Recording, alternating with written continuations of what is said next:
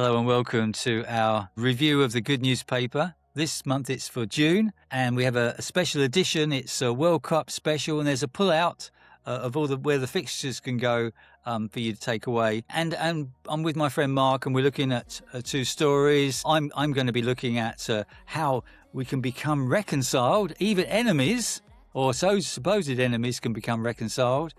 And Mark's going to be looking at how you can't be an atheist if you go into space. Mark, over to you. That's right, according to Vic Glover. Now, he was one of the astronauts on the recent, very successful Artemis 2 mission.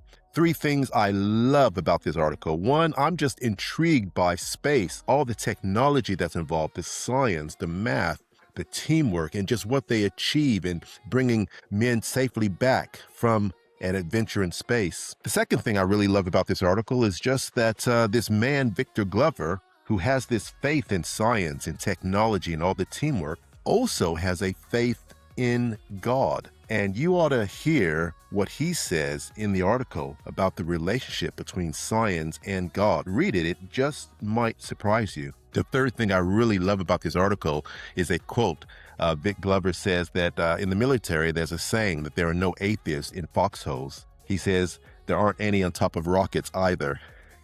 And just Sunday, I was talking to a man in church who happened to be a soldier in the South African Army in the past. And he talked about how often those young soldiers would be crying in their cots, crying out for their mothers. And I mentioned to him a story of a man I met as I was doing church visitation. This man lived right across the street from the church, was not really interested in God, but he was very open to talking. And he would share his stories of his time as a soldier. He said as bullets were whizzing over the soldiers' heads, he says they cried out for two things, their mother and God. So whether you're in, in the military, whether you're in a great adventure out in space, faith in God can be and should be a part of your everyday existence. Get a copy of this good newspaper, read this article on Victor Glover, read about his faith in God, and maybe that will inspire you to consider God himself. Call over to you. Thanks, Mark. The article I want to look at is about forging friendships where there shouldn't be friendships. We don't normally think of a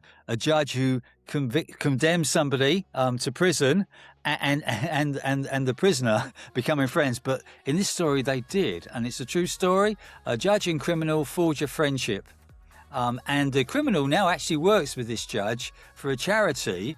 The judge who jailed him but he worked with him after God changed him. God made a change in this man's life. 15 years cycle of addiction. This man called Tony, over 400 arrests, 80 charges and 50 convictions for drug and alcohol offences. So it didn't look there was any hope at all for him. One time he was released from prison, and within weeks he reoffended, and then he came in front of this judge. But the judge heard his case, and he heard also that this man had, since he had been released, made a commitment to the Christian faith, and was determined to overcome his addictions. And he'd got in touch with this residential rehab place, and this unit had agreed to accept him and to waive their fees. So the judge was very impressed with this. He thought he'd give it a chance. And it did work. This man was able to come out of his addiction, and he really wanted to help others. And so he set up the charity, which has done great work in Reading, and the judge and him are on this charity board.